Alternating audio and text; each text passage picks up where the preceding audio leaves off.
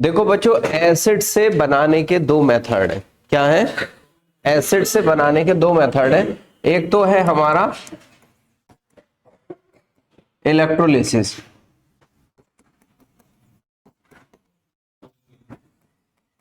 कौन सी है हमारी? पोल बेस इलेक्ट्रोलिसिस, ठीक है ना। पोल बेस इलेक्ट्रोलिसिस एसिड से बनाते हैं, ठीक है ना। इसके अंदर क्या होगा बच्चों, सिंपल सी अगर हम बात करें, हम कर लें RCOO Na या K, सोडियम या पोटेशियम सॉल्ट ले लें, किसका? एसिड का, और एक्वस ले लें और इसकी इलेक्ट्रोलिसिस करा दें, इलेक्ट्रोलिसिस करा दें, तो प्रोडक्ट हमारा क्या बनेगा इस केस में? हाँ, RR बनेगा, NaOH बनेगा, CO2 बनेगा और साथ में हाइड्रोजन बनेगा। इतने सारे प्रोडक्ट हमारे यहाँ पे बनेंगे, लेकिन कैसे बनेंगे ये इंपॉर्टेंट पॉइंट है हमारा। देखिए, R अगर सबसे छोटा ग्रुप मीथेन हुआ, मिथाइल ग्रुप हुआ यानी, तो वहां पे हम सबसे छोटा एल्केन कौन सा बनाएंगे? इथेन। तो इसमें भी मीथेन बना, किसमें और नहीं बना पा रहे थे हम मीथेन? हम बना वुड्स रिएक्शन में भी मीथेन नहीं बना पा रहे थे, इसमें भी हम मीथेन नहीं बना पाएंगे। कैसे कहानी बनेगी बच्चों इसके अंदर? इलेक्ट्रोलिसिस का मतलब ये है RCOO Na। वैसे मैं आपको ये बता दूं, ये रिएक्शन जो होती है वो कैसी होती है? Free radical. कैसी होती है? Free radical. ये रिएक्शन मैंने आपको इलेक्ट्रोकेमिस्ट्री में भी दी थी। RCOO Na जब टूटेगा तो क्या बनाएगा? RCO negative plus Na positive. Yes no? साथ में वाटर को भी तोड़ लो, हालांकि उसका आयनाइजेशन कांस्टेंट बहुत कम होता है, लेकिन समझने के लिए हम तोड़ लेते हैं उसको। तो ये OH नेगेटिव और यहाँ पे H पॉजिटिव। बात जमेगी नहीं? तो अब मुझे बताओ, यहाँ पे एनोड पे, इलेक्ट्रोलिसिस का मतलब है एक एनोड ले लिया हमने और एक क्या ले लिया? कैथोड ले लिया। एनोड पे एनायन जाएगा ना, एनायन कौन सा जाएगा आपका? RCOO। और एनोड पे कौन सा प्रोसेस होता है हमारा? ऑक्सीडेशन। तो क्या बना देगा? RCOO free radical plus electron, oxidation हो गया। बच्चों, फ्री रेडिकल में मैंने आपको बताया था, जब रिएक्शन बता रहा था मैं मैकेनिज्म, तो एक फ्री रेडिकल एक न्यूट्रल मॉलिक्यूल को निकाल के एक नया फ्री रेडिकल बना देता है। इसमें से क्या निकल जाएगा? R फ्री रेडिकल प्लस क्या निकल जाएगा साथ में? तो कार्बन डाइऑक्साइड निकल गई यहां से। किस पे निकली? एनोड पे। याद रखना, किस पे निकली ये? एनोड पे। ये बना R radical, R free radical, और फ्री रेडिकल दूसरे R फ्री रेडिकल से टकराएगा और क्या बना देगा? RR बना देगा। ये भी किस पे बना? एनोड पे। याद रहेगा नहीं? ये भी एनोड पे बना। बात जम गई नहीं? अच्छा, कैथोड पे क्या होगा? या तो H पॉजिटिव आयन ले लो या पूरा वाटर ले लो, रिडक्शन होगा। रिडक्शन ऐसे शो कर सकते हैं, H2O प्लस इलेक्ट्रॉन क्या बना देगा आपका? हाइड्रोजन बना देगा plus OH negative. Yes no? दो इलेक्ट्रॉन यहां से निकाल दो, दो यहां हो गए आपके पास, दो और दो चार, और यहां हो गया चार। ये रिडक्शन रिप्रेजेंटेशन है, ठीक है ना। एक सिंपल रिएक्शन हम ऐसे रिप्रेजेंट भी कर देते हैं, H plus electron gives hydrogen. ये भी कर सकते हैं हम रिप्रेजेंटेशन, लेकिन एक्यूरेट क्या है आपकी? ये वाली। क्यों है एक्यूरेट ये वाली? क्योंकि वाटर का आयनाइजेशन या डिसोसिएशन बहुत कम होता है, 10⁻⁻14 होता है ना। तो कैथोड पे क्या निकला? हाइड्रोजन। कौन सी निकली? हाइड्रोजन। कैथोड, ये किस पे निकली? कैथोड पे। मेरी बात जमी? पूछेगा एनोड और कैथोड पे। अच्छा, यहां पे OH आयन बचा रह गया नहीं? अच्छा, किस इलेक्ट्रोड की तरफ बचा रह गया? कैथोड की तरफ ना। भाई OH भी तो खींचेगा ना, ये दोनों ही खींचेंगे, लेकिन पहले जाके ये लिबरेट हो जाएगा हाइड्रोजन। लेकिन यहां पे भी देख रहे हो तो OH बचा रह गया ना। किस पे बचा रह गया? कैथोड पे। और जब OH बचा रह गया तो pH क्या होगा? OH ज्यादा है तो pH बढ़ेगा नहीं बढ़ेगा? 7 से कम एसिड, 7 से ज्यादा बेस। तो इसका मतलब ये कैथोड की pH क्या हो जाएगी? कैथोड की pH इंक्रीज कर जाएगी। बात समझ में आई नहीं? ओवरऑल सॉल्यूशन की इंक्रीज करेगी, लेकिन कैथोड साइड की ज्यादा इंक्रीज करेगी। ऐसा क्वेश्चन आपसे पूछ सकता है। मेरी बात जमती है नहीं जमती है? तो ये पूरा क्वेश्चन इसके ऊपर हमें आ सकता है। कैसी मैकेनिज्म है ये हमारी? फ्री रेडिकल, बस इससे ज्यादा करने की हमको जरूरत नहीं पड़ेगी। Which product can not form by electrolysis of CH3 CH2 COOK aqueous. Question ये पूछा उसने आपसे, बात समझ में आई नहीं? Option A CH3 CH2 CH2 CH3, option B CH3 CH2 COO C2H5, option C CH3 CH2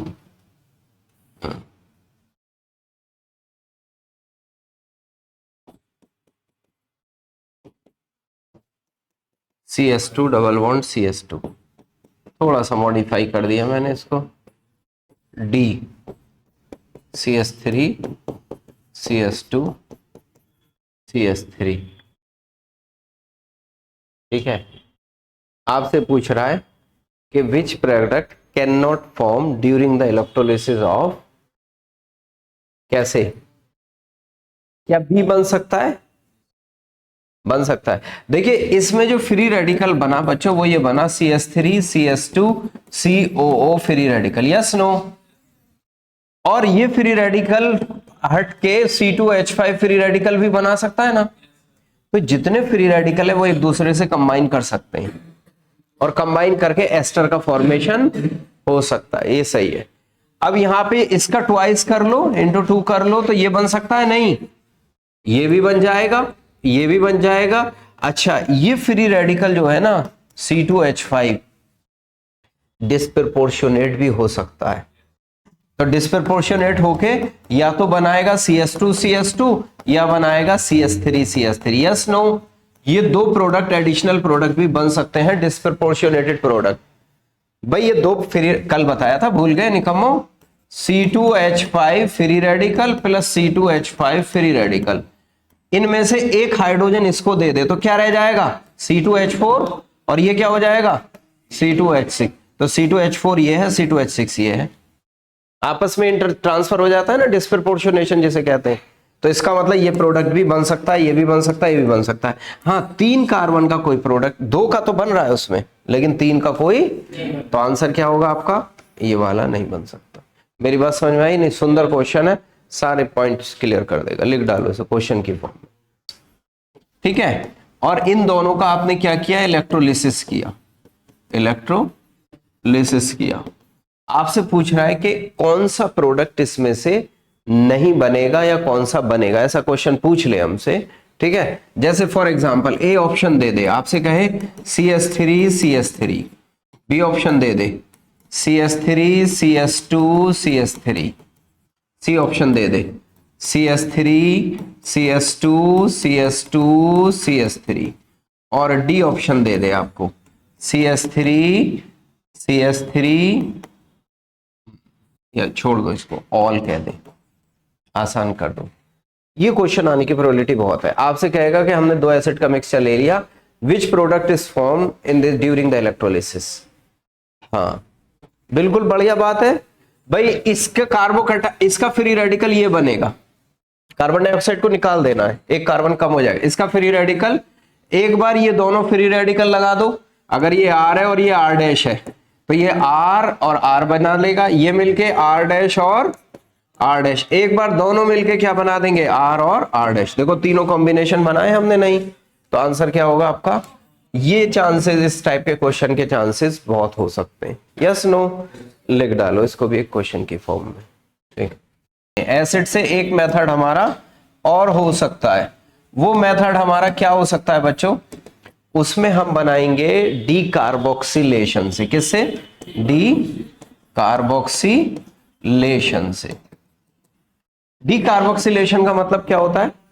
carbon dioxide, वैसे जानते हो कोलबे इलेक्ट्रोलिसिस में भी डी कार्बोक्सिलेशन हो रहा है, कार्बन डाइऑक्साइड कम निकल रही है ना, एक कार्बन कम हो जा रहा है, कोलबे इलेक्ट्रोलिसिस में एक कार्बन कम हो जाएगा प्रोडक्ट में, बात समझ में नहीं? वैसे तो कपलिंग हो जाएगी दो, लेकिन एसिड से एक कार्बन क्या हो जाएगा, कार्बन डाइऑक्साइड निकल जाएगी आपकी, ठीक है।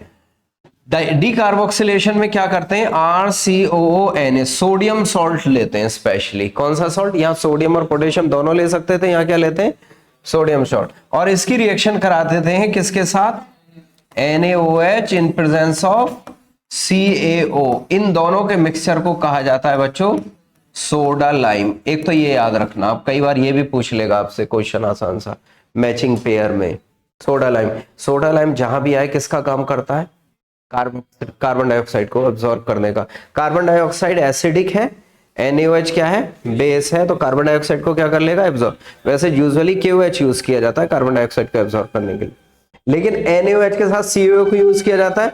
CaO NaOH के मॉइस्चर को एब्सॉर्ब करता रहता है, गीला नहीं होने देता उसको। बात समझ में आई नहीं, इसलिए CO का और कोई काम नहीं है। तो क्या निकल जाएगा इसके अंदर से, क्या निकल जाएगा, यहां से आप निकालोगे Na2CO3 और H को उठा के किसके साथ लगा दो, तो क्या बन गया, RH प्लस Na2CO3। मेरी बात जमती है नहीं, ये एल्केन बन गया, लेकिन इसमें एक कार्बन क्या हो गया, कम हो गया। जैसे कोलबे इलेक्ट्रोलिसिस में कार्बन डाइऑक्साइड निकल रही थी, लेकिन बाद में वहां पे कपलिंग हो जाती थी, यहाँ पे कपलिंग नहीं होगी, उसमें कार्बन एक कमी हो जाए। यहाँ दो कार्बन है तो वहां कितना बनेगा, एक कार्बन बनेगा। जानते हो ये रिएक्शन किससे होती है, ये रिएक्शन होती है कार्ब एनायन मैकेनिज्म से। किससे, कार्ब एनायन मैकेनिज्म से। बहुत कम रिएक्शन हमारे पास सिलेबस में ऐसी आएंगी जो कार्ब एनायन से होती हैं, 4-6 हैं गिनती की, 2-3-4, लेकिन आपकी कार्बोकैटायन से बहुत सारी है। कार्ब एनायन मैकेनिज्म से होती है। कार्ब एनायन मैकेनिज्म होने का मतलब क्या हुआ, अगर आपसे क्वेश्चन इसमें ये पूछता है, मान लो R की जगह मैं कर लूं ऐसे, R की जगह कर दूं मैं CH3COONA और सोडा लाइम से रिएक्ट करा दूं NaOH और CaO, क्या प्रोडक्ट बनेगा बच्चों, CH3 इसका आएगा और H इसका आएगा, क्या बन जाएगा, CH4। मीथेन का फॉर्मेशन हो जाएगा। इस केस में मीथेन का फॉर्मेशन हम कर सकते हैं कोलबे इलेक्ट्रोलिसिस में, और उससे पहले वुड्स रिएक्शन में हम मीथेन का फॉर्मेशन नहीं कर सकते निकम्मो। इस केस में मीथेन का फॉर्मेशन हम कर सकते हैं। क्वेश्चन क्या आएगा आपसे, सुंदर क्वेश्चन क्या पूछेगा, आपसे पूछ लेगा द रेट ऑफ डीकार्बोक्सिलेशन। क्या पूछेगा, रेट ऑफ डीकार्बोक्सिलेशन। मान लो ऐसा दे दे आपको एसिड CCl3 COONA ऐसा दे दे, या मैं थोड़ा सा और इसको आसान कर दूं CHCl2 COONA ऐसा दे दे, CH3 CO COONA। बात समझ में आई नहीं, ऐसा दे दे CH3 COOH, ठीक है, या उसके अलावा दे दे HCOOH। आपसे पूछेगा कि रेट ऑफ डीकार्बोक्सिलेशन किस केस में सबसे ज्यादा होगा। क्वेश्चन क्या था, पूछ लेगा रेट ऑफ डीकार्बोक्सिलेशन किस केस में ज्यादा होगा। बड़ा अच्छा क्वेश्चन आपका इस पे बन सकता है। क्या देखोगे, कार्बन डाइऑक्साइड को निकालो, कार्बन आयन बनाओ, उसकी स्टेबिलिटी ज्यादा तो रेट ज्यादा, सिंपल सी बात है। बात समझे नहीं, यहां से कैसे, मेरी हेल्प करो, अभी सुन लो, यहां से निकालो, बाहर निकालो, क्या होगा, क्या बनेगा, ये कार्बन आयन बना। बात समझे नहीं, यहां से बाहर निकाला, ठीक है, बना कार्बन आयन, यहां से तो ये निकलेगा ही आपका, इसका तो कोई डीकार्बोक्सिलेशन, ठीक है ना। यहां से ये निकाला और ये कार्बन आयन बना दिया आपने। बात समझ में नहीं, इसको और बढ़ा दूं थोड़ा सा, इसको थोड़ा सा चेंज कर दूं और आपको ऐसे कर दूं CF2 CHF2 COONA। बात समझ में नहीं, इसको भी Na कर लो। अब आपसे पूछेगा कि किस केस में सबसे ज्यादा डी, आप हटाओ यहां से इसको हटाओ, नेगेटिव लगा दो इस पे, इसको हटाओ, इस पे भी नेगेटिव लगा दो उसको। अब मुझे बताओ इन सब कार्बन आयन में सबसे स्टेबल कार्बन आयन कौन है। देखिए इसमें तो बात यह है कि इसमें 2 क्लोरीन, उसमें 2 फ्लोरीन, ऑब्वियस है फ्लोरीन का माइनस आई स्ट्रॉन्ग होता है, तो इससे ज्यादा स्ट्रॉन्ग तो ये वाला। इसमें कोई माइनस आई नहीं, तो इसका मतलब इन तीनों में अगर कंपेयर करें तो सबसे ज्यादा ये, फिर ये, फिर ये। लेकिन चौथे की बात अगर हम करें तो इसके अंदर क्या होगा, ये कार्बोनिल ग्रुप स्ट्रॉन्ग माइनस आई भी है, साथ में negative single bond double bond, resonance हो गई नहीं हो गई? तो इसका मतलब बहुत स्टेबल कार्बन आयन बन गया नहीं बन गया? बहुत जल्दी से कार्बन डाइऑक्साइड निकालेगा नहीं? तो आंसर क्या होगा आपका? डी होगा। या आप समझ सकते हैं वैसे ये जो बनाया है मैंने, बीटा कीटो एसिड है। बीटा कीटो एसिड बहुत जल्दी डिकार्बोक्सिलेशन कर लेते हैं आप। यस नो लिख लो क्वेश्चन की फॉर्म में, fastest decarboxylation.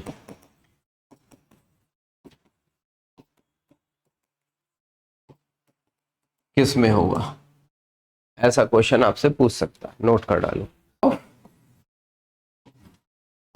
Hydrolysis of aluminium and beryllium carbide, Al4C3 and Be2C, beryllium carbide. Aluminium carbide है ये, CARBID कार्बाइड, ठीक है ना। एल्यूमिनियम कार्बाइड से रिएक्शन कराएंगे Al4C3 की तो क्या बनेगा बच्चों? H2O, और Be2C की कराएंगे तो क्या बनेगा बच्चों? H2O। क्या बन जाएगा आपका? CH4 बनेगा, प्लस साथ में एल्यूमिनियम हाइड्रोक्साइड बनेगा। यहां भी क्या बनेगा? CH4 बनेगा, साथ में बेरिलियम हाइड्रोक्साइड बन जाएगा। बड़ी पुरानी सी रिएक्शन है लेकिन खूब आती है। सिर्फ मीथेन बना सकते हैं, ओनली मीथेन बना सकते हैं। कार्बाइड है, आप ऐसे याद रखो, इसके अंदर जो आयन होता है ना, इनमें जो आयन्स हैं, इन दोनों में ही आयन्स है C-4। कैसा आयन है? भाई यहाँ 3 C-4, यहां C-4, एक C-4, ऐसे ही होगा ना? हाँ, C जैसे Be का, B के ऊपर +2 होता है, C के ऊपर -4 होता है, तो कंपाउंड बनाए तो 4 इसका दे दें, 2 इसका दे दें, तो क्या बन गया? Be4C2 या Be2C नहीं लिख सकता बच्चों में इसको? एल्यूमिनियम पे +3 होता है, इस पे -4 होता है, जब देंगे एक दूसरे को तो हो जाएगा नहीं? आप याद रखो C पे कितना चार्ज है? -4, तो चारों चार्ज हटाओ, 4 हाइड्रोजन लगा दो, क्या बन गया? मीथेन बन गया नहीं बन गया? तो याद रहेगा ना, मीथेन बनता है। और मैंने इसका मेथड एक और बताता हूं, मैं कहता हूं आपको ABC तो आती है ना, ABC याद रखो, ABC, A aluminium carbide, B beryllium carbide, और C का मतलब पहला हाइड्रोकार्बन, पहला, और पहला हाइड्रोकार्बन क्या है आपका? मीथेन। बात समझे नहीं? तो इससे याद रहेगा आपका ABC याद रखो। मैं बता रहा हूं रिएक्शन पूरे चैप्टर में से ये निकल के आ जाएगी, कई बार, बहुत बार आ चुकी है रिएक्शन, बहुत आसान रिएक्शन है। बैलेंस आप इसको कर सकते हो, या 12 लगाओ या 4 लगाओ, बैलेंस हो जाएगा, ठीक है? या 12 लगाओ या 4 लगाओ। क्लियर है? नोट कर डालो इसका। Hydrolysis of aluminium and beryllium carbide. बच्चों इसकी क्या बात करेंगे हम? प्रॉपर्टीज। सबसे मेन बात अब क्या आएगी हमारी? और सच तो ये है बच्चों, इसकी एक ही प्रॉपर्टी है जो ज्यादा इंपॉर्टेंट है, अकेली प्रॉपर्टी है जो ज्यादा इंपॉर्टेंट है, बाकी सब उसकी साइड कोरोनरीज है, ठीक है ना। सबसे पहला इसमें आपका, अगर हम बात करें बच्चों, एल्केन जो होते हैं ना, एल्केन की डेंसिटी, आपसे क्वेश्चन आएगा statement wise, the density of alkane is less than water when petrol is mix with water, it floats on the surface. क्या दोनों सही है? क्या दोनों का एक्सप्लेनेशन सही है? मैं क्वेश्चन कैसे बना? हाँ, the density of alkane is less than water, पहला स्टेटमेंट, असर्शन। रीजन क्या बना? When we mix petrol in water, it floats on the surface. हाँ, दोनों स्टेटमेंट सही है, रीजन उसका करेक्ट नहीं है। दोनों स्टेटमेंट भी सही है, एक्सप्लेनेशन भी सही है। हाँ हाँ, तो पहला तो यही दिया ना हमने। हाँ हाँ, तो रीजन क्या दिया हमने? किस वजह से फ्लोट कर रहा है? किसकी वजह? नहीं, फ्लोट क्यों कर रहा है हमने ये पूछा। फ्लोट तो इसीलिए कर रहा है ना कि उसकी डेंसिटी वाटर से कम है। हाँ,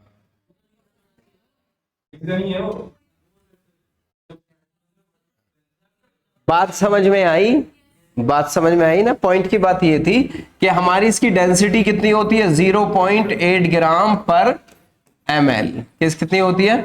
0.8 ग्राम पर ml। हमें इससे मतलब नहीं कि हमें क्या खाने को मिल रहा है, ठीक है ना, हमें इससे मतलब है कि हमें खाने को मिल गया। हमें ये नहीं कि आप कौवा काट के लाए या मुर्गा काट के लाए, बात समझे नहीं।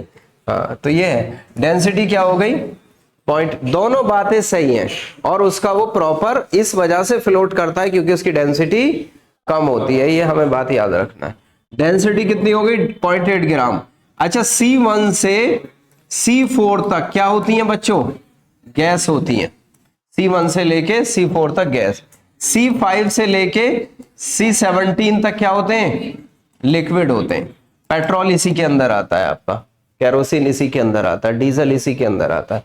और C17 ऑनवर्ड क्या होते हैं आपके, सॉलिड होते हैं। वैक्स वगैरह इससे ज्यादा होते हैं तो वो क्या हो जाते हैं, सॉलिड हो जाते हैं। ठीक है ना, ये बात हमें याद रखनी है।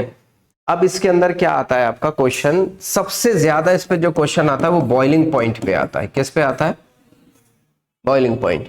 अच्छा, एल्केन जो होते हैं वाटर में सॉल्युबल होते हैं, इनसॉल्युबल होते हैं। वाटर में अभी तो बताया, पेट्रोल पानी में डालोगे तो घुल जाता है क्या, अगर घुल जाता तो हमारी क्या हो जाती, बल्ले बल्ले हो जाती। नहीं, अरे एक्टिवा में पेट्रोल डालते ही नहीं, क्या डालते, डला के लाते आधा लीटर पेट्रोल और 3 लीटर उसमें क्या डाल देते, पानी, घुल जाता। तो कुदरत बहुत होशियार है, ठीक है ना। हाँ, तो इस वजह से वाटर में सॉल्युबल। हाँ, कुछ लोग ऐसा करते हैं कि पेट्रोल में क्या डाल लेते हैं, पानी नहीं डाल, पानी कैसे घुलेगा निकम्मो, पेट्रोल में केरोसिन डाल देते हैं। केरोसिन कैसा होता है, आजकल तो वो भी महंगा है, लेकिन आज से पहले जमाने में बहुत सस्ता मार्केट में मिल जाता था, दुकानों पे रखा हुआ केरोसिन। अब नहीं मिलता, अब लाइसेंस की जरूरत होती है उसके लिए, लेकिन पहले बहुत आराम से वो ड्रम के ड्रम भरे रखे रहते थे। तो कुछ लोग क्या करते थे उस टाइम में भी, पेट्रोल में क्या डाल देते थे। और आज के केस में भी पेट्रोल पंप वाले ये खेल खेलते हैं। कुछ पेट्रोल पंप वाले आपने देखा नहीं है, उनका पेट्रोल क्या होता है, अच्छा नहीं होता। इस वजह अच्छा हमारे लिए नहीं होता, जो हमारे इंटरनल कंबशन इंजन है उनके लिए नहीं होता, वो हैवी होता है। प्लेन जेट इंजन के अंदर वही डालाया जाता है क्योंकि उनके लिए हैवी चाहिए। हम अपनी गाड़ी के अंदर या अपनी एक्टिवा के अंदर अगर डीजल डाल दें तो इंजन क्या हो जाएगा उससे खराब, क्योंकि डीजल हैवियर है किससे, पेट्रोल से। उससे हैवियर कौन है, केरोसिन। अगर केरोसिन डाल दिया तो वो भी क्या हो जाएगा आपका, खराब हो जाएगा। बात समझ में आई नहीं। तो इसलिए हैवी इंजन्स में हमेशा डीजल और केरोसिन जलता है। जो जेट इंजन्स होते हैं ना उनके अंदर क्या डाला जाता है, केरोसिन डाला जाता है। तो वाटर के अंदर क्या है, इनसॉल्युबल है। इनसॉल्युबल क्यों इनसॉल्युबल है, कोई भी चीज वाटर में सॉल्युबल क्यों होती है, दो ही वजह से होती है, या तो वो आयंस बना ले या हाइड्रोजन बॉन्डिंग कर ले। तो ना ये आयंस बना सकते हैं ना हाइड्रोजन बॉन्डिंग कर सकते हैं, इनसॉल्युबल है due to non polar nature. कैसा, नॉन पोलर नेचर। बच्चों ये सब स्टेटमेंट में क्वेश्चन आएंगे कि hydrocarbons are insoluble in water due to its non polar nature. Polar नहीं होता नेचर, आयनिक नहीं होता आपका, ठीक है ना, तो उसकी वजह से इनसॉल्युबल है वाटर के अंदर। दूसरा सबसे इंपॉर्टेंट क्वेश्चन मैंने बताया बॉइलिंग पॉइंट। देखिए बॉइलिंग पॉइंट इनका डायरेक्टली प्रोपोर्शनल होता है मॉलिक्यूलर मास से। जितना मॉलिक्यूलर मास बढ़ाते जाओगे, आपसे क्वेश्चन पूछेगा, स्टेटमेंट पूछेगा, असर्शन पूछेगा कि boiling point of water, boiling point of alkane increases as the molecular mass increases. दूसरा क्या होगा reason, on increasing molecular masses extent of van der Waals forces increases. Extent, van der Waals forces किस पे depend करती हैं, मास पे depend करती हैं। जैसे जैसे बढ़ेगा तो वैन डर वाल फोर्सेस बढ़ेगी। तो क्या होगा, मॉलिक्यूलर मास डायरेक्टली प्रोपोर्शनल, और मॉलिक्यूलर मास के डायरेक्टली प्रोपोर्शनल क्या होगा आपके पास, वैन डर वाल फोर्सेस। बात समझ में आई नहीं, जितना ज्यादा होगा उतना बॉइलिंग पॉइंट ज्यादा होगा। दूसरा बॉइलिंग पॉइंट इनवर्सली रिलेटेड होगा ब्रांचिंग के। किसके होगा, ब्रांचिंग। ब्रांचिंग जितना ज्यादा होगा उतना बॉइलिंग पॉइंट कम हो जाएगा। क्यों हो जाएगा बॉइलिंग पॉइंट कम, due to spherical geometry. Branching होने से क्या फर्क पड़ेगा, ज्योमेट्री कैसी हो जाएगी, या शेप कैसी हो जाएगी, स्फेरिकल।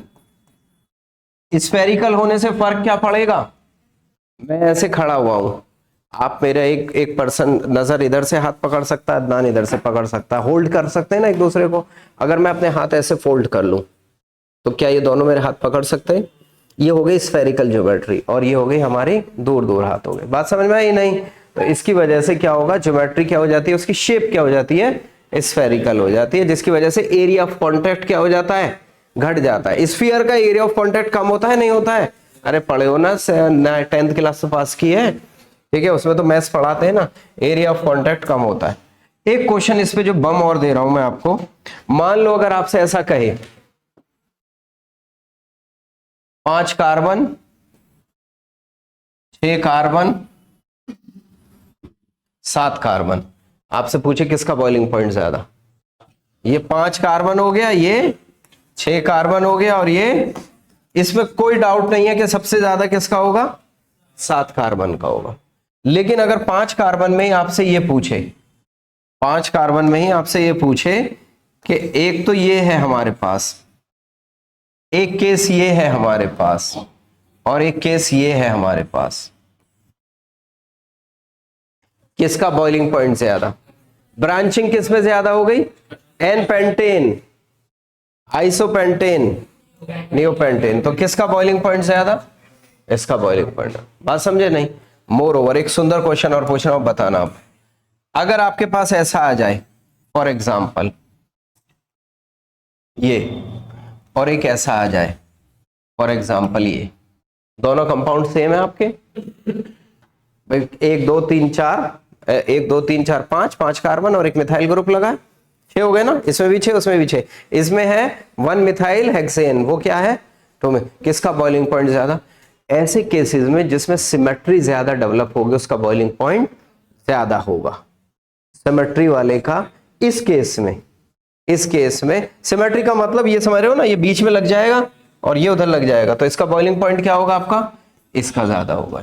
कर लेना, ये बड़ा इंपॉर्टेंट क्वेश्चन आपका बनेगा। तीनों चारों बातें लिख लो बच्चों, बम बातें हैं जो मैंने बताई हैं, इससे छोटा ये नहीं होगा, इसलिए ऊपर कर देता हूं इसको। क्वेश्चन आर्टीज में कुछ प्रॉपर्टीज, इसकी छोटी छोटी प्रॉपर्टीज हैं। एक ही प्रॉपर्टी है जिसके बारे में ऑलरेडी हम डिस्कशन कर चुके, बस उसको यहां पे मैं आपको रिएक्शन की फॉर्म में रिप्रेजेंट कर देता हूं, इसके बारे में हम डिटेल कर चुके। देखिए सबसे पहली जो इसकी प्रॉपर्टी और इंपॉर्टेंट है वो है बच्चों हमारी हैलोजिनेशन। कौन सी है, हैलोजिनेशन। मैं शायद आपको बता चुका, हैलोजिनेशन में अगर हम रिएक्टिविटी की बात करें F2Cl2 Br2 और I2, सबसे पहले बताएं कि रिएक्टिविटी ऑर्डर इसमें क्या होगा हमारा। ऑब्वियस है ये रिएक्शन सबसे ज्यादा रिएक्टिव, ये रिएक्टिव, ये, ठीक है ना। इससे तो रिएक्शन इतनी तेज होती है कि कैसा हो जाता है, एक्सप्लोसिव, एक्सप्लोजन हो जाता है, एक्सप्लोजन हो जाता है, बहुत तेज रिएक्शन होती है। और इससे बहुत स्लो होती है, स्लो होती है एंड रिवर्सिबल होती है। कैसी होती है, रिवर्सिबल, स्लो और रिवर्सिबल होती है। इन दोनों से नॉर्मल स्टेट से रिएक्शन हमारी होती है आपकी, इसलिए डायरेक्ट फ्लोरिनेशन नहीं किया जाता। क्या, डायरेक्ट फ्लोरिनेशन में फ्लोरीन से रिएक्शन नहीं की जाती, उसके लिए कुछ हम इनडायरेक्ट मेथड आपका यूज करते हैं। इनडायरेक्ट मेथड क्या यूज करते हैं आपका, हाँ, जिसके अंदर हम यूज करते हैं AgF Hg2F2 यूज कर सकते हैं, SbF3 यूज कर सकते हैं, AsF3 यूज कर सकते हैं, COF2 यूज कर सकते हैं। बात समझ में आई नहीं, ये सब सबस्ट्रेट हम यूज कर सकते हैं फ्लोरीन को लगाने के लिए। डायरेक्ट फ्लोरीन से रिएक्शन क्या बताई हमने, एक्सप्लोसिव होती है, यानी हैलोजन को एक्सचेंज कर सकते हैं। इस रिएक्शन को क्या बोलते हैं हम, हैलोजन, हैलोजन एक्सचेंज कर देते हैं, एक्सचेंज कर देते हैं। और इस रिएक्शन का एक्चुअल में नाम क्या होता है, स्वार्ट रिएक्शन। बहुत एनसीईआरटी में दे रखी है ये, स्वार्ट रिएक्शन पे क्वेश्चन आता है। स्वार्ट रिएक्शन कैसे, कैसे, अगर आपने RX ले लिया प्लस AgF से रिएक्शन करा दी, RX में क्या हो सकता है आपका, ClBr हो सकता है आपका, ठीक है ना, हाँ, I स्लो होता है, कर सकते हैं उसको भी। तो क्या बनेगा आपका यहाँ पे, RF प्लस AgX बन जाएगा आपका। कोई सा भी सबस्ट्रेट से करा दो, प्रोडक्ट आपका यही बनेगा। तो डायरेक्ट फ्लोरिनेशन इसमें नहीं कराते, इनडायरेक्ट कराते हैं, हैलोजन को एक्सचेंज करा देते हैं। और रिएक्शन कौन सी कहलाती है आपकी, स्वाड, ये याद रखना, इस पे नेम पे क्वेश्चन आ सकता है, आपका एनसीईआरटी में गिवन है स्वाड। आपसे पूछ सकता है which of the following is a स्वाड reaction, आसान क्वेश्चन आ सकता है। यस नो, कोई भी इनमें से सब्सट्रेट हम यूज कर सकते हैं। तो फ्लोरिनेशन तो ऐसे होगा। क्लोरीनेशन और ब्रोमिनेशन नॉर्मल होता है। आप RH की रिएक्शन करा दें क्लोरीन से इन प्रेजेंस ऑफ सनलाइट, क्या बनेगा बच्चों? RCl बन जाएगा प्लस साथ में HCl। हमें साइड प्रोडक्ट ऑर्गेनिक में इतना मतलब नहीं होता, मेनली सोल प्रोडक्ट होता है। ब्रोमीन से कराएंगे तो भी ऐसे ही होगी। Actually this is a type of chain reaction. कैसी है ये? Chain reaction. चेन रिएक्शन का मतलब जब तक सारे हाइड्रोजन रिप्लेस नहीं हो जाएंगे जब तक रिएक्शन चलती रहेगी। जैसे फॉर एग्जांपल आपने CH4 लिया और आपने Cl2 से रिएक्शन करा दी तो क्या बनेगा? CH3Cl। किसकी प्रेजेंस में कराते हैं? अच्छा, इसमें होगा क्या, फर्दर से इसमें Cl2 रिएक्शन कर जाएगा इन प्रेजेंस ऑफ सनलाइट और क्या बना देगा? CH2Cl2। HCl निकलता रहेगा, हर बार HCl निकलता रहेगा। Yes no? अभी और हाइड्रोजन है ना इसके पास, तो ये फर्दर से रिएक्शन करा देगा Cl2 in presence of sunlight. अरे मुश्किल बात लग रही है मुझे, ऐसा लग रहा है बड़ी, क्यों सुभान? CHCl3 फर्दर से रिएक्शन करा देगा क्लोरीन, क्या बन जाएगा? इसके आगे सुभान क्या बनेगा? कुछ भी नहीं, क्योंकि हाइड्रोजन रिप्लेस नहीं कर सकता। यहां से क्या निकल जाएगा? HCl। इस कंपाउंड का नाम आप बचपन से जानते हो, और इस कंपाउंड का नाम pyrene. Pyrene, pyrene fire extinguisher की तरह यूज किया जाता है। फायर एक्सटिंग्विशर, आग को बुझाने वाले यंत्रों में यूज किया जाता है। पायरीन नाम होता है इसका, ट्रेड नेम। CHCl3 क्लोरोफॉर्म आप जानते हैं। तो एक चेन रिएक्शन है, चाहे क्लोरीन से होगा चाहे, बात समझ में आई नहीं? दोनों से रिएक्टिविटी। अच्छा, इनमें भी रिएक्टिविटी किसकी ज्यादा है? क्लोरीन की रिएक्टिविटी ज्यादा है। मेरी बात समझते हो? नोट कर लो इसको फटाफट। बताओ आपको कितने प्रोडक्ट का फॉर्मेशन होगा, बस ये बताना है आपको। क्वेश्चन ये पूछता है कितने प्रोडक्ट इस केस में हमारे बनेंगे, सीधा क्वेश्चन। या आपको ऑप्शन दे देगा which of the following product can form और कैन नॉट फॉर्म। बताओ, काउंट करके बताओ कितने बनेंगे।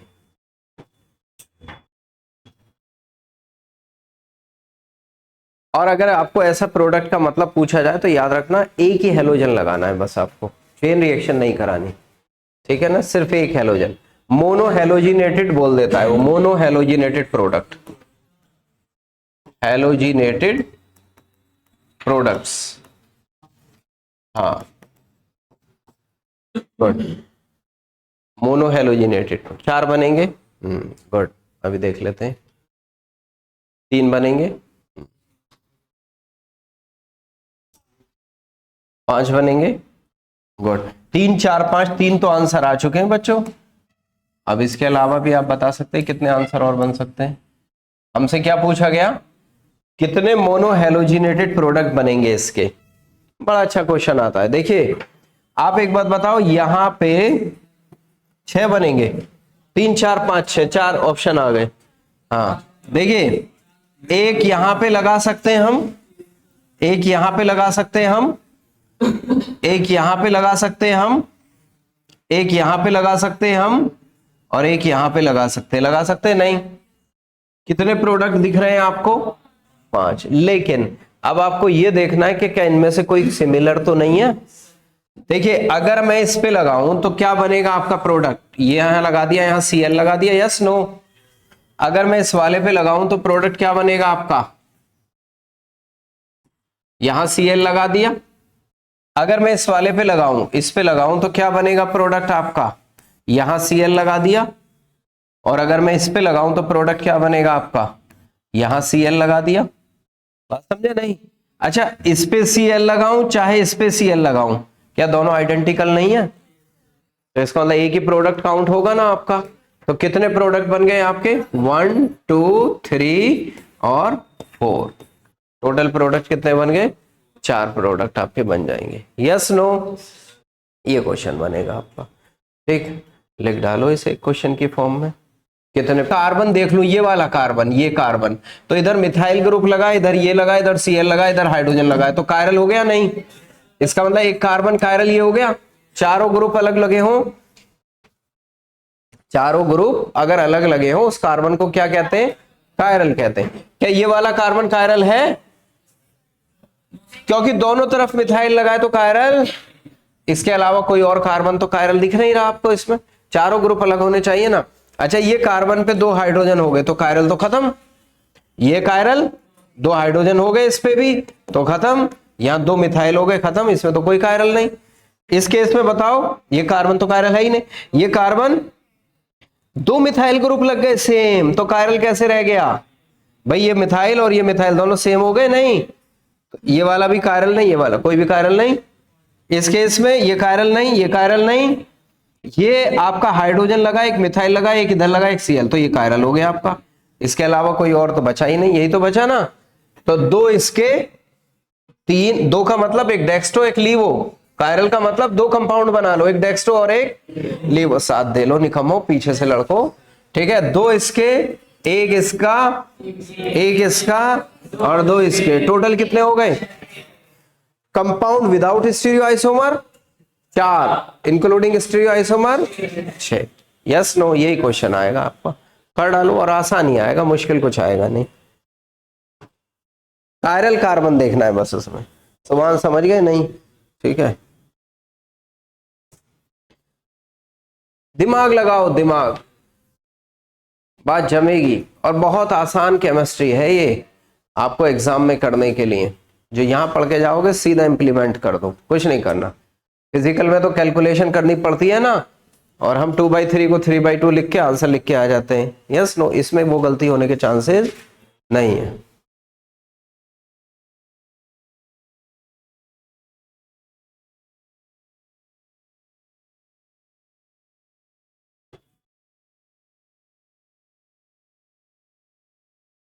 ब्रोमीन से रिएक्शन भी बिल्कुल आइडेंटिकल होगी, ब्रोमीन से भी बिल्कुल आइडेंटिकल। आयोडीन से रिएक्शन जो होती है वो हमने बताया स्लो होती है, और कैसी होती है?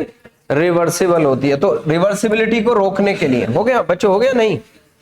हाँ, रिवर्सिबिलिटी को रोकने के लिए क्या करते हैं उसमें, अगर हम RH ले लें और आयोडीन से रिएक्शन करा दें तो ये क्या बनेगा बच्चों? हमारा रिएक्शन इधर जाएगी, क्या बनाएगा? Ri प्लस HI, ये इससे दोबारा कंबाइन करके वापस से यही बना लेता है। तो रिवर्सिबल होती है, और कैसी होती है? आपसे कहेगा iodination is reversible and slow. तो इसकी रिवर्सिबिलिटी को रोकने के लिए इसमें 2 ऑक्सीडाइजिंग एजेंट में से कोई एक डाल देते हैं, HiO3 HNO3 में से कोई भी एक मिला दो। वो क्या करेगा? वो क्या करेगा? वो HI को पकड़ेगा और अपने साथ ले जाएगा। क्या करेगा? जब प्रोडक्ट आप हटाते रहोगे तो रिएक्शन फॉरवर्ड चलती रहेगी, नहीं? ली चैटलियर प्रिंसिपल याद है ना, ठीक है ना? तो क्या बनेगा? HI रिएक्ट करेगा किसके साथ? HNO3 के साथ। क्या बना लेगा? आपका यहां पे बना लेगा NO2 plus I2 plus H2। उल्टा I2 और मिलने लगा यहां के लिए, रिएक्शन और फास्ट हो जाएगी इसके प्रेजेंस में। या HiO3 करेंगे तो क्या बना लेगा बच्चों?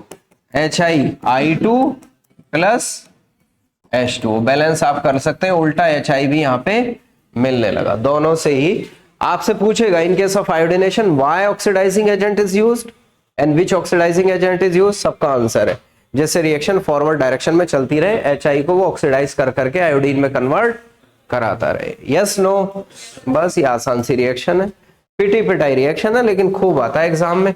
और अच्छा, हम कॉन्फिडेंट होते हैं लेकिन गलती फिर भी करके आते हैं। यस नो, इसलिए कि हम उसको पूरी फोकस से नहीं ध्यान देते, गलती इसलिए होती है, फुल फोकस करना है, ठीक है। हेलोजिनेशन की सभा क्या हो जाएगी यहां पे हमारी? बिल्कुल समाप्त हो जाएगी।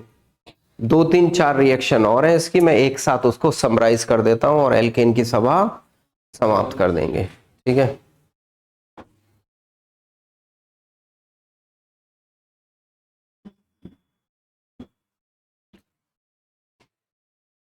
बड़े खराब नंबर आ रहे हैं बॉयज, 100 150 200 300, खराब नंबर है, दीज आर खराब नंबर्स, ठीक है ना।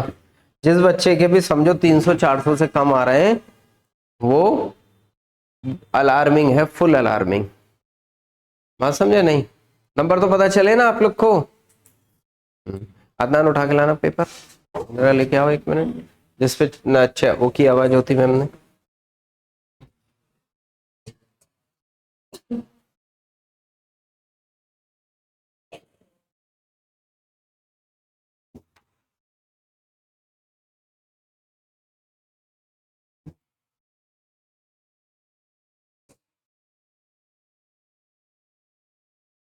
ये नहीं, ये निकम्मे, ये नहीं, वो बना रखा था ना मार्स, मार्स वाला, ये कहाँ से लेके आए? पूछ के लाए उनसे? ए निकम्मे, ऐसे नहीं लाना, आंसर की नहीं, वो मार्स की शीट बना रखी है उन्होंने।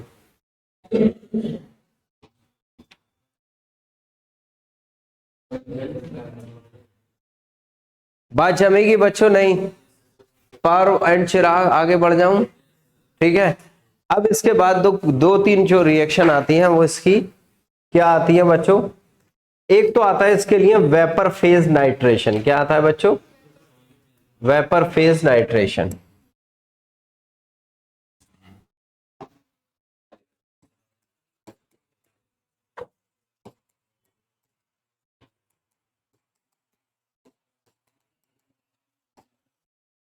वेपर फेज नाइट्रेशन, और इसी की मिलती जुलती रिएक्शन और है सल्फोनेशन। वेपर फेज नाइट्रेशन इसलिए इसको 450 डिग्री सेल्सियस पे किया जाता है ऑलमोस्ट। हाँ गुड, बात समझे? नहीं तो ये बात आप हमेशा याद रखो। चलिए, वेपर फेज नाइट्रेशन मैं आपको बता देता हूं क्या होगा बच्चों। CH3 अगर हम रिएक्शन करा दें HNO3 से, एक्चुअली ये फ्यूमिंग HNO3 होता है। कैसा होता है? फ्यूमिंग, या कंसंट्रेटेड भी ले सकते हैं HNO3। फ्यूम्स का मतलब किसकी फ्यूम्स होती हैं उसके अंदर? धुआं धुआं धुआं, पीला पीला धुआं उड़ता रहता है, आपने देखा है ना। NO2 की फ्यूम्स होती हैं, येलो कलर की होती है NO2 की फ्यूम्स। इस पे 450 डिग्री सेल्सियस पे ले लो तो ये नाइट्रेशन कहलाता है, और ये देता है हमारा NO2। क्या देगा? हालांकि ये रिएक्शन फ्री रेडिकल होती है। कैसी होती है? Free radical. और क्या बनेगा यहाँ पे? CH3 CH2 NO2। बात समझ में आई नहीं? CH3 CH2 NO2 vapour phase nitration है। इसमें क्वेश्चन आपको ये आ जाता है कि टेम्परेचर इतना ज्यादा है कि कार्बन कार्बन के बॉन्ड भी इसमें ब्रेक हो जाते हैं। मान लो अगर मैं ये ले लूं आपसे CH3 CH2 CH3 plus HNO3 ले लूं यहाँ पे, तो क्या बनेगा बच्चों? एक तो कंपाउंड ये बनेगा आपका, NO2 यहां लगा दो फ्री रेडिकल, और एक NO2 यहां लगा सकते हो नहीं? ये 2 डिग्री फ्री रेडिकल की वजह से, ये 1 डिग्री की वजह से बन सकते हैं नहीं? भाई इसका यही फ्री रेडिकल बना ना आपका, CH3 CH free radical CH3, इसकी वजह से प्रोडक्ट बना आपका ये। या एक फ्री रेडिकल बनेगा आपका CH3 CH2 फ्री रेडिकल, इसकी वजह से प्रोडक्ट बनेगा ये। इसके अलावा इन एडिशन टू दैट कितना बॉन्ड इसका कार्बन कार्बन बॉन्ड क्या हो जाएगा यहाँ पे? वो ये कहता है कि क्लीव हो जाएगा। क्या हो जाएगा?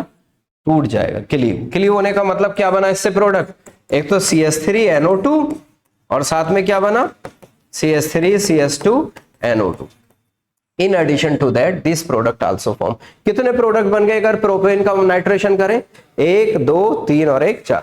इससे बड़ा होगा तो और नंबर ऑफ प्रोडक्ट बन जाएंगे। Yes no? इसको कहते हैं हम vapour phase nitration. Free radical mechanism इसका होता है। लिख डालो इसको, ठीक है।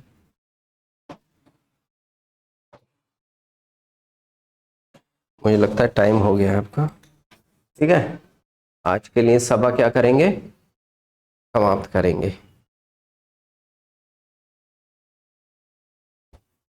तो आज जाके एजम करोगे बच्चों?